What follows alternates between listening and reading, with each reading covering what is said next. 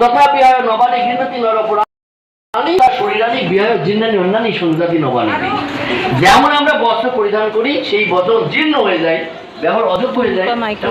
স্বাগত। আজকে আমার দিদির বাৎসরিক কাজ, তাই আমার দিদির শ্বশুরবাড়ি মন্দির। এই দেহটা নাম বালি সেই আত্মা দেই সে যখন এই দেহটা তার ব্যবহার অযোগ্য হয়ে যায়, এসেছি যে না এই দেহটা আমার আর চলবে না, তখন সে কি করে দেহটা ত্যাগ করে আরেকটা দেহ ধারণ করে। ওই দেহটা যে পাবে কিসের পর? তার কর্ম অনুসারে। ঠাকুরের নাম গান কীর্তন নবদ্বীপ থেকে আমার দিদির পুরোহিত মশাইদের নিয়ে এসেছে।